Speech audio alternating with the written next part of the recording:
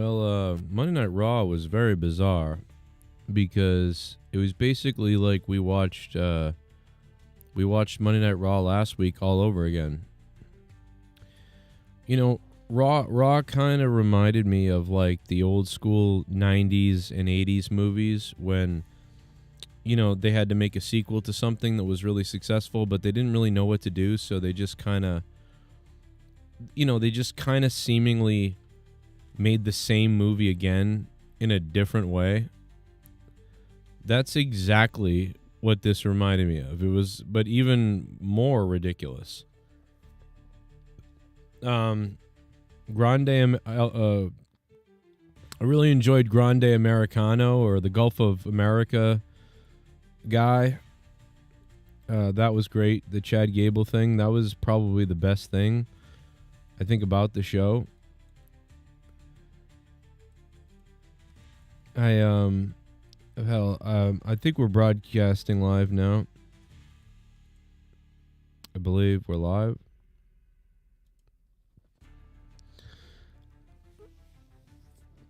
Sorry, I would have been live earlier during Raw, but it's not been a good day.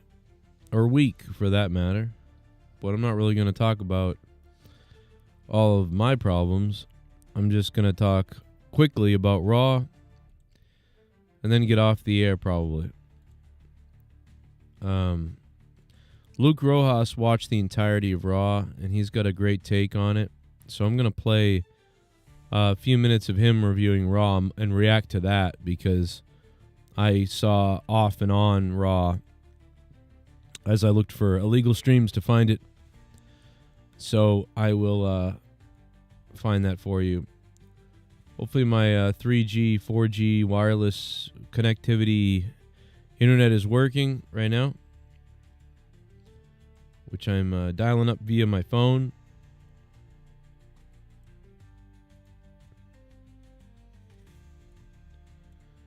And hopefully you liked Raw better than what I saw it to be, which was literally a repeat almost of last week. Thought the John Cena promo again was pretty solid. Interesting. It's like if you could redo it again, do what you did last week, but do it again, and just off the cuff. And he does it again. You know, he cut into Ric Flair's 17 tonight. We got a little bit of progress there. We'll play a little bit of the audio of the promo so we can, kind of react to it a little bit. I think that'd be all right to do that. I mean, let's face it. Mostly the most important thing that happened was John Cena's promo. Obviously, the Bianca Belair stuff is just going to lead to a triple threat. I can't believe that they're actually like, oh, I wonder who she's going to really face.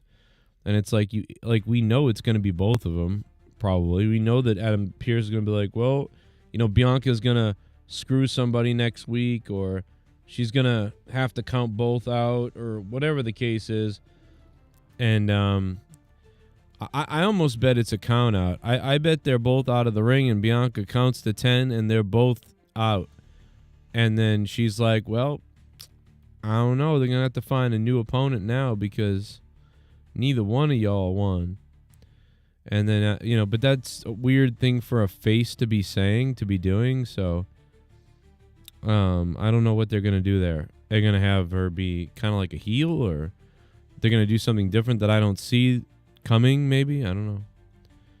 We'll see, but it seems pretty ridiculously predictable to me.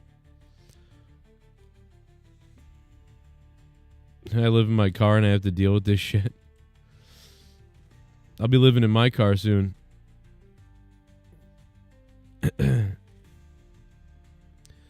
But I figured I'd come on here for just a few minutes here, and I don't have long. Who knows how long this fucking internet thing is going to last. But we'll just go over this real quick. And, Luke sent me some great audio of his opinions. We're going to react to Luke. And then after we react to Luke, we're going to play a little bit of the Cena promo in actuality and listen to that. And, see what Cena says. But in the end, Raw was not very good. I think most people agree. If you smell what demonic shit. Hollywood is cooking, it's cooking babies, adrenochrome, brandy and Cody. Gerald Armstrong. Will do. So give me the both of you. The Rock wants your soul. Then The Rock wants your role. The Rock.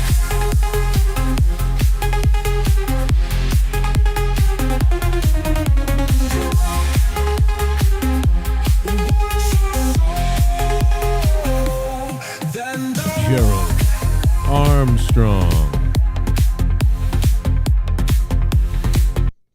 I only watched the first half of Raw. I found it amusing that Cena wants to ruin wrestling and I'm all for it. Jey Uso is not a top card guy. Why are they using the excuse of his foot slipping? At first I thought it was a botch. Yeah, I don't know. I thought it, I kind of thought it was too, but I don't know. I didn't pick up on that part of it probably because I was inundated tonight. Didn't really see a ton of it. I forgot Raw was on so early, but not only that, I couldn't watch anything anyway, really. But I did watch it in and out, and then I went back and watched some of it. But I missed some things too. But yeah, it's a lot of what happened tonight was just a repeat of last week or just a lot of nothing. There's a few little things that progress some stories here a little bit, but wow, it felt damn identical, to last week. God damn, man. But yeah, so good to. I know I'm sorry to be on randomly like this. I know I was supposed to be on earlier today to be live after Raw, but like I said, I had crazy troubles today. So my internet's all fucked up basically. So I'm on the 5G on the 5G situation. And it was just a real bad day and a real bad week, but real bad weekend and real bad day. So, yeah. But I just wanted to come on here quickly, and just kind of rattle off some ideas and listen to Rojas rant on it and come on here very quickly out of nowhere to do this. So, many people were messaging me that they wanted to hear something, so I was like, well, actually, I can come on for a minute, so.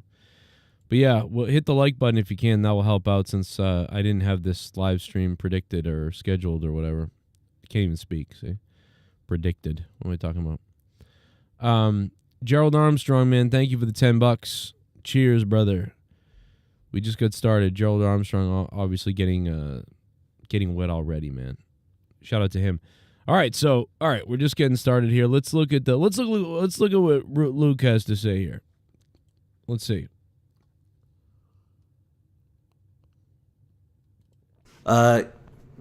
Yeah, I was gonna go on this big rant about all of Raw, but really, who gives a shit, man?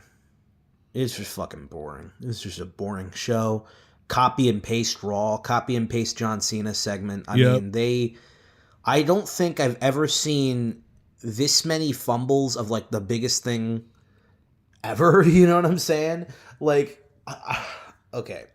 What I mean by this is that we've always talked about how WWE has this weird thing of not being able to capitalize on something that's like insanely huge.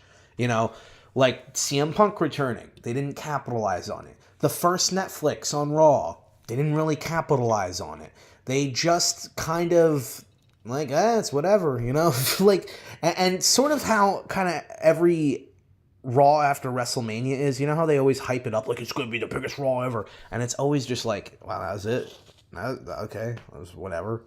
And that is sort of the feeling of this feud with John Cena, like John Cena turning heel. I feel like should be being handled. It's being handled in a way that is really, really weird, and in all honesty. In all honesty, we're gonna cut Luke off by accident, and then be confused. tedious fucking building of this fucking storyline of how long it's been. Like, you know, John Cena turned heel like almost a month ago now, and they really have only just started, like, you know, building things. You know, now we're finally getting the reasons why John Cena is doing what he's doing, why he did what he did. And even then, they're not really giving us any explanation of why he's working with The Rock. What's The Rock's involvement at all? Why, like, did he sell his soul? Like, what was Travis Scott's thing? Is this like some sort of Illuminati thing? All of that has been just completely dropped. And I wouldn't be surprised if they don't mention the soul thing at all, except for maybe like one passing mention. I would not be surprised. Well, the only person I noticed that's mentioning the soul thing now, the only person that's mentioning the soul thing is Pat McAfee.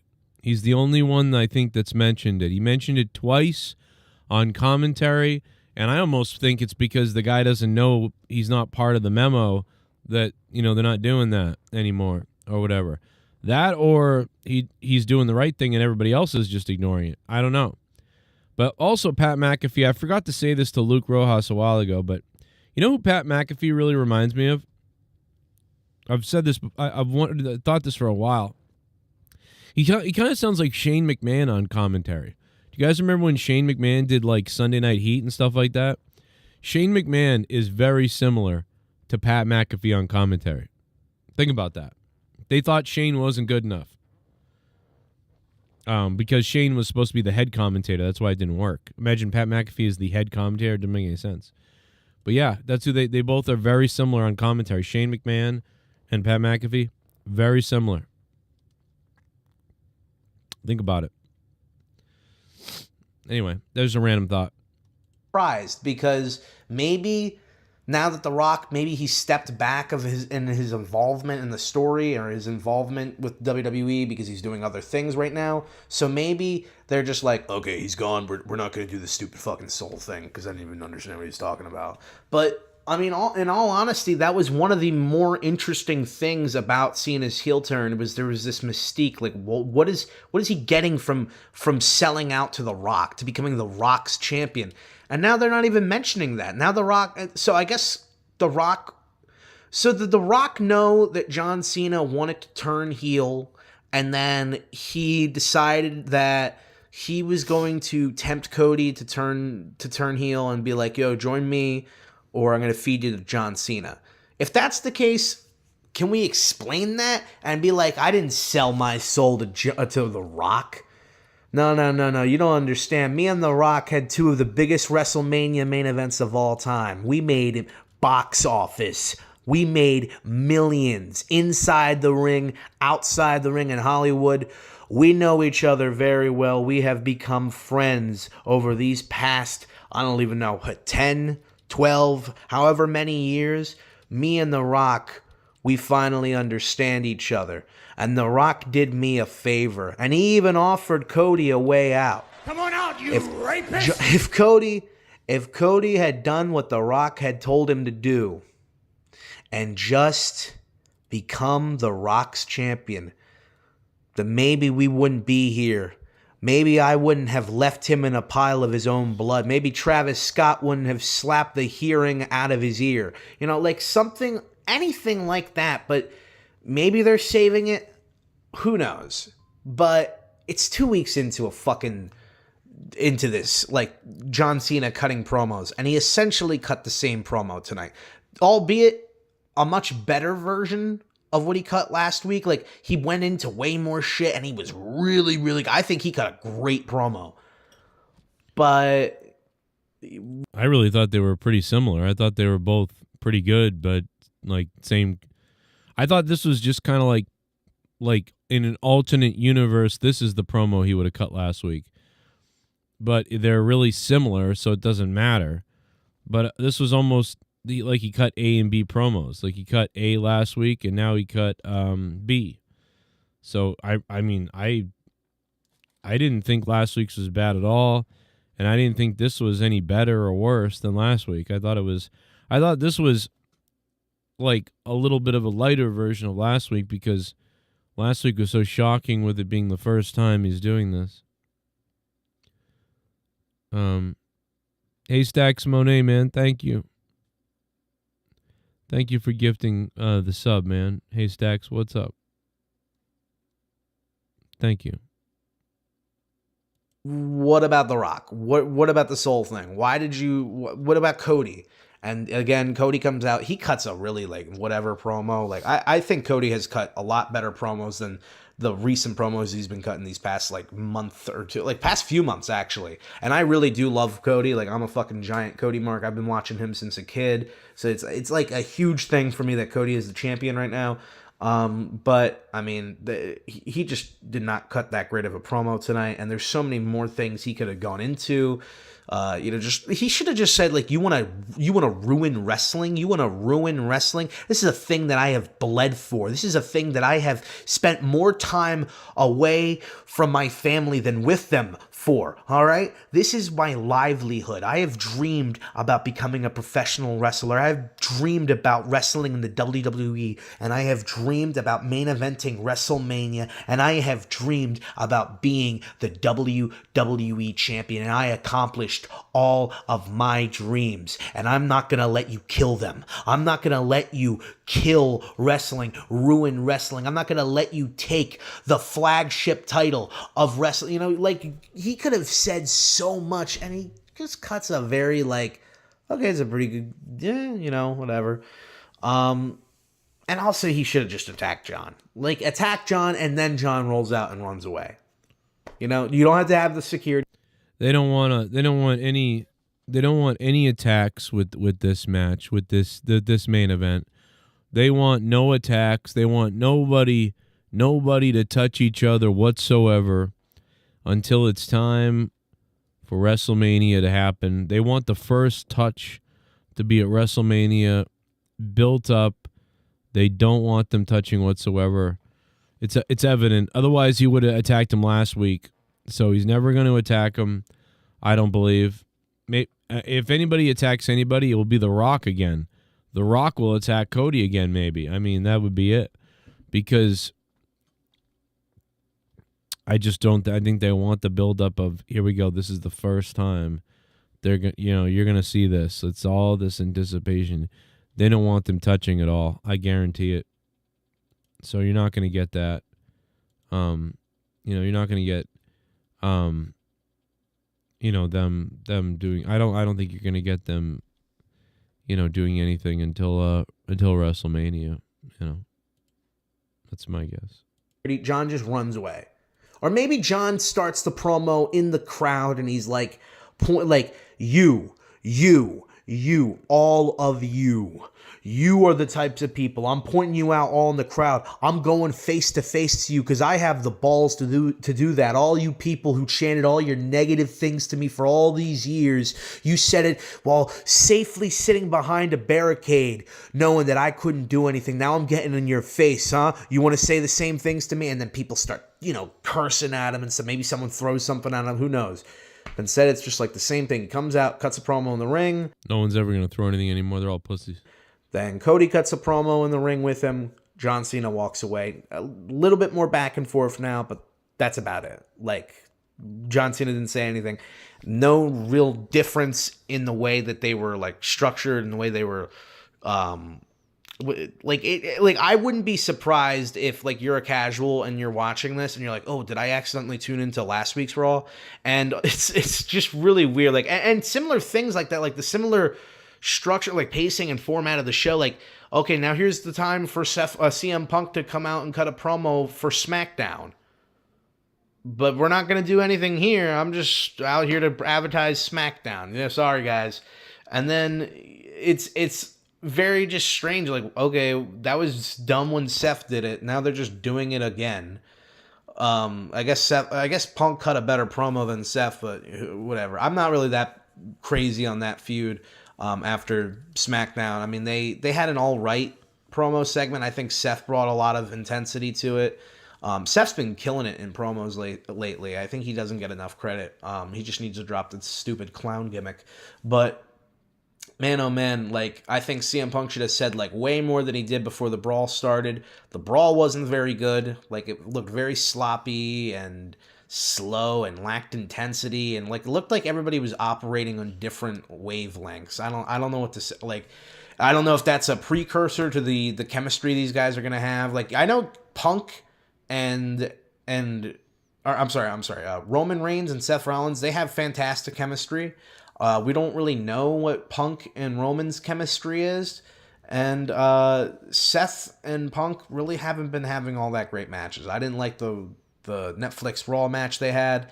The steel cage match was just like 75 finishers in a row, so it really wasn't like indicative of their like chemistry in the ring in terms of like wrestling prowess. Maybe it is. Maybe that's what all they can do is just do finishers. Because I think that was what the Netflix Raw match was. It was like 13 minutes of like plotting shit, and like the last 5 minutes of the match was like, or the last, I think the match was only 13 minutes long in total, and the last bit of the match was just them hitting finishers left and right. So I'm not really looking forward to that match. You know, it's cool. I'm sure we're gonna get some pretty good promos out of it. You know, if they speed up this freaking process of like these stories, because everything takes forever now. But I'm not really like, it's one of those matches that I'm just like, it's happening. Which is so weird because the last time Roman Reigns was on a triple threat match at Mania was against Daniel Bryan and Edge, and I was stoked for that match because that match was greatly built, so well built. Go back and watch that. Just watch the buildup of that match. Bryan was cutting promos earlier in the fall and earlier in the winter of 2020, talking about going after Roman. Edge, like on Talking Smack. Talking Smack, by the way, this was like the last era before they completely just destroyed it again. They were just cutting so many great promos on Talking Smack to like build up to it. So if you weren't watching Talking Smack, you wouldn't even realize that they were setting up for a Daniel Bryan feud. But Daniel Bryan was cutting really good promos. Edge was cutting really good promos. Roman Reigns was cutting promos on the show that were freaking fire that he just doesn't do anymore. Like Roman Reigns feels like he's been like, is he like half retarded, dude? Like seriously, since I want to say like the middle of the WrestleMania 40 feud, ever since The Rock got involved in the WrestleMania 40 feud, Roman has like developed this weird like I don't talk ever thing, and if I do, it's in short bursts and I don't say much. When he used to go on fire ass promos, fire ass rants, and he just doesn't do that anymore. And I don't know, like maybe something's going on with his lungs or something. I don't know, or his voice. Maybe he's got a bad voice. But I don't know. No, I think that the WWE realized that less is more. Instead of Roman Reigns going out there and being like, all right, I'm going to cut this big promo on this guy. Instead, Roman Reigns comes out and he goes, acknowledge me. Like The Undertaker. And then everybody goes, oh my God. He goes, this week, the tribal chief is going to do this, and people are going to get hurt. Then the tribal chief is going to roll him up. 1, 2, 3. Then the tribal chief is going to humble him. Then the tribal chief is going to ask him if he accepts me as his tribal chief. And if he doesn't, then the tribal chief is going to beat him up, win, and then beat him down. And then that's it. That's all he would come out and say, like these quick little things like that, and let other people talk, and that's about it. I mean, unless I could be misremembering, but I'm pretty sure that's sort of the new Roman Reigns. He doesn't cut those older promos because back when he used to cut longer promos, people thought he cut a bad promo. So, and he wasn't getting over as a face because he talked too much and exposed how bad he was. But in the last 3-4 years, he really toned down all that, like, suffering succotash, let me say this and that. No, none of that. Just acknowledge me. I'm your tribal chief. Like, try to go out there, Roman, and be dead stone cold. Like Cool Hand Luke and whatever. That's what he goes out to be. Like, you're going to be Cool Hand Luke type of thing. Acknowledge me. yeah, see, though, we're going to beat him up. We're going to bash his brains in. And then we're going to hold him up in front of all you. So you can all see him nice and good. See him bloody, beat up, looking ugly. You see what a loser looks like. Be like looking in a mirror for a lot of you people. And then after he acknowledges me, I'm going to make every one of you acknowledge me too. That's what he did. You know? That's what he did. He's not going to cut these big promos. What's going on with him? Like, you fucking piece of shit. Don't you know he has cancer in the fucking voice box, you piece of fucking shit? I didn't know that, all right? I'm sorry. But he just doesn't say anything, and it's just weird. Like he has blood cancer, not voice box cancer. But yeah, I know what Luke is saying, though. He's definitely standoffish now more than ever. It's almost like they're afraid to let him speak, or to, like, they don't know, like... He's definitely taking a step back. He's not like Luke is right in that, like, he's not cutting the old Roman Reigns promos that were bad, but he's also not cutting the I'm the tribal chief. He's now just sort of like, I'm going to get you. I'm coming. What's up? Don't tell me this. He's more human. He doesn't have all the arrogance. But I think people like that. So he should still be like that slow, methodical speaking, like crazy. It's just he just don't, crap on the audience and don't, go too overboard with it. But yeah, he's seemingly taken a step back on the mic for whatever reason. His character has digressed a lot, like he used to be so interesting, so much more interesting. And then, like, I feel like as soon as The Rock got involved with his storyline, Roman kind of, like, checked out. Yeah, he's like a side bitch now. He's like the side bitch. Roman used to be the guy like, I'm the tribal chief, acknowledge me. Now he's like, I'm supposed to be here, I guess. I don't know what it is. But yeah, really, really... boring shit tonight. We had I like the Chad Gable stuff. What was it like? Yeah, that was the same thing. I loved the Chad Gable stuff. That was about it. Everything else was repeat. El Americano. I thought that stuff was funny. Rey Mysterio was funny. He was like, "You're a jackass, man." Like Rey Mysterio is fucking funny, dude. I liked that segment. Adam Pearce is pissing me off. I'm really getting sick of the whole like I'm an angry manager shtick. Like everything's crazy. There's just like really weird segment that he has with the New Day and Bianca Belair. So like the New Day are finally saying something about the tag titles like 4 months into their field.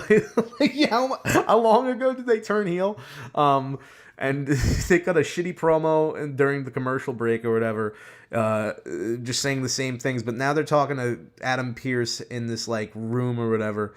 And I guess they like forgot to like wire up the mics or something, or like maybe they had the volume turned down, but you can't hear what they're saying at all for like a good 10 seconds, and then you kind of can for a little bit, and then the volume goes down again, and then they leave, and then Bianca Belair comes in and she's like, I don't get it, who am I facing at WrestleMania? And it's like, dude, they just had a segment explaining that whoever wins the title match next week will face you at WrestleMania. Like, are you dumb?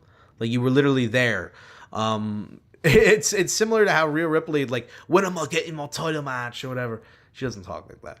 And then Adam Pearce is just like, I told you, like, I'm trying to get you to agree to the title match. I've been trying to talk to you about that. When am I getting it? Like, it's like they seem like stupid idiots. It's really bad. The women's match is dead.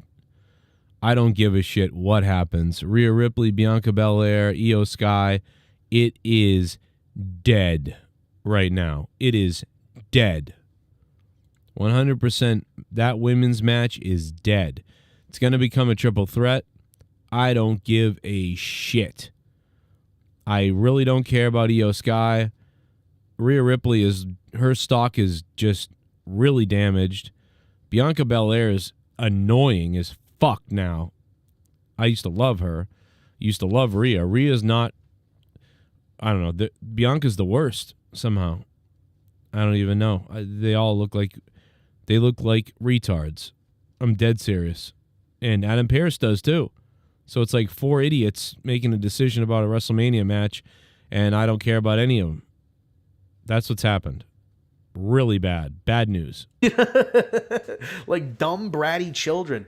But anyway, like Bianca's talking to Adam Pearce, and then the audio cuts out again, and you can't hear anything. Like anything that they're saying, like but muffled, like, and the audience are really like, the audience's ambience is overpowering like the slight bit of audio that you can hear from them, and then it starts to turn up again, and this goes on for like, I want to say like 25-30 seconds, and it's really fucking awkward. And there's been a lot of these types of technical difficulties, especially with the sound, since moving to Netflix. Like a lot of times when they do pre-establishing shots of the arena, or pre-establishing shot, is that not pre-establishing shot? I'm trying to sound It's just smart. an established You know what I mean? shot. When they do establishing shots of the arena, and they're like, we're in the great city or whatever, it will just randomly out of nowhere cut out on their mic, and like for a good 10, 15, 20 seconds sometimes, you just don't hear anything, and then all of a sudden, like, that was a crazy one, Cole, and it's just weird. Like, it's been happening a lot. I don't know if I'm the only one noticing that. And then we have the Intercontinental title match. Whatever. By the way, Gunther again attacked Jey Uso. Just in case you were like, dude, I wonder if Gunther attacked Jey Uso. You know, like, oh, I gotta know. You know, like, I mean, in case you're really like on the edge of your seat for this feud, this was a mistake. And once again, they're doing the opposite of Cena and Cody. Cena and Cody have never touched after the attack on Cody, and they will not touch probably until WrestleMania. But Gunther and Jey Uso touch every week. It's interesting. I'm not saying that's bad.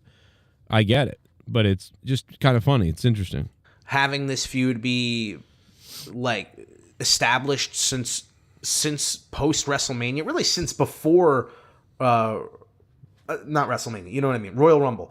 Since before Royal Rumble, because they had the feud going into the Saturday night's main event match, and then as soon as Jey won, they're like, okay, you're gonna face Gunther, basically. Like within a few days, that was gonna be the match. So ever since then, it has just been the most repetitive build for this match that I've ever seen. Why not give fucking Gunther a title defense in the middle of this? You know, have him develop a story with someone. Going from Royal Rumble to Elimination Chamber. At least that would have broken up the monotony of this feud, and like it wouldn't feel so fucking boring seeing the same like beatdown shit over and over again, because you wouldn't have had to fucking stretch this feud for like 2-3 months. You know, you would only have to stretch it from Elimination Chamber to WrestleMania. They really fucked up bad, and they've done a bad job with Gunther's title reign. Like he went a huge stretch of not wrestling to then when he does wrestle, he wrestles jobbers, and now he's in like the worst feud ever with Jey Uso. Like seriously, Jey Uso might have another just awful stinker at WrestleMania. Now I don't think it's going to be that bad. It's not going to be nearly as bad as the match last year with his brother. Who, by the way, is going to have a match with Gunther, which is going to just be the same match that you see at WrestleMania, probably because they wrestle exactly the same. But it's not going to be as bad as Jey Uso versus Jimmy Uso, but I don't particularly have any interest in seeing it. You know, we've seen it so many times before. Gunther, I don't really want him to retain because he has had kind of a shitty title reign. And Jey Uso, you know, I know the fan loves him, even though he's getting shit online. The fans really do love him, so I wouldn't mind him having the world title. But the world title doesn't mean anything really. Like it means about as much as the Intercontinental Championship. Like that, both the Intercontinental and World Heavyweight Championship right now just have like equal equivalents in my opinion. And the United States Championship, since Shinsuke held it, now that LA Knight holds it, it's a little bit more valuable, but when Shinsuke was holding it, it really, like, that was a bottom tier shit title. Yeah, I don't really have anything else to say. Io shouldn't be in the feud with Bianca and Rhea. It's so evident. It's dead. Just listening to the reactions, Bianca should be heel. I can't wait for her to turn heel. I don't know if they're gonna involve her into the Jade thing,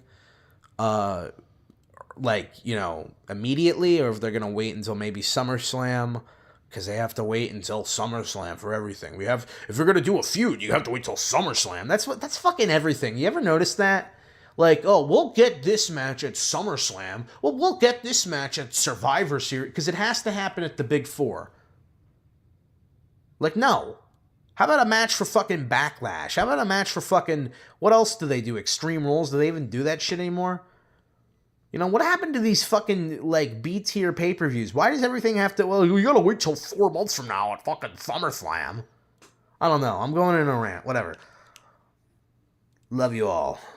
Eat my gum. Thank you, Luke, for breaking it all down, because, I was unable to see it really today, all of it. I was only able to see about half of the show. But that's about it, man. I just wanted to make sure I put out some comments on this. Pretty much a repeat of last week, and, again, I had a real bad day and a couple days here.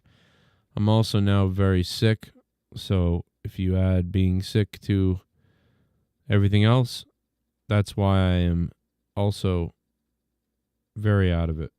So, thank you guys for being here. That was Raw. It was not good. I mean, it was something, but it was a repeat, kind of. It was like not really good. I enjoyed the Gulf of America, Grande American, or whatever his name was. That was fun. And I like the John Cena promo. Hollywood is cooking. It's cooking babies. Adrenochrome, Brandy and Cody. Oh shit, Louis Urdaneta. Both of you. The Rock. What's Your soul. Then the Rock. What's your role? The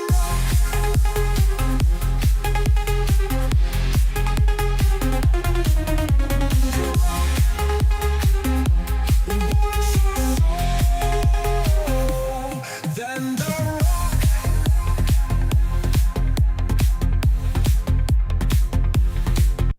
Evening, guys.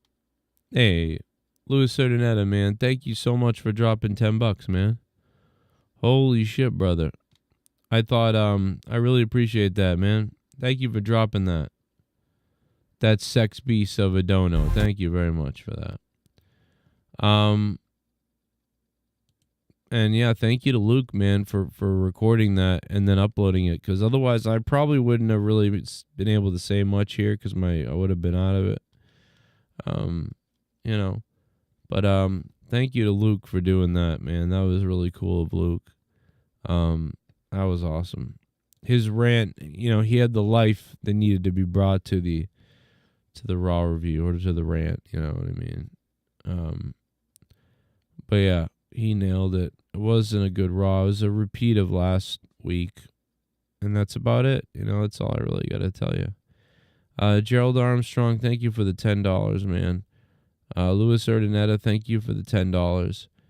And Haystacks Monet, thank you for gifting a couple of subs here. And everybody else, thank you for stopping in late, way at the end of the day, when for a kind of a last minute quick, little throwdown of commentary here, which wasn't much, so I'm sorry, but we talked a little bit about some things. But rather than go in circles and loop around and just keep repeating myself, I'll just end it here with thank you guys, and I'll catch you sometime this week, depending on what happens with my life. I'll see you guys. Thanks for being here. And, hopefully they start ramping it up a little bit more as we go forward. We got Cena one more time next week, I believe. I think it's next week. I mean, are we going to get Cena comes out, does this again, and then Cody comes out again? What would be nice is if Cody came out next time first. If I was them, I would have Cody come out and cut a big, long promo. And then I would have John Cena come out and address him instead of this. I mean, if you want, I mean, that's not very great either, I guess, but at least like flip it up and over, a little bit. Do something a little bit different, do something. If you guys want to support the show, patreon.com/Joe Cronin Show. If you want to try to make a dent in the Titanic sinking into the ocean, patreon.com/Joe Cronin Show, or off air directly at paypal.me/Joe Cronin Show. See you guys. I'll see you guys soon. Thank you very much for hitting that like button and for being here when I was, half alive. See ya.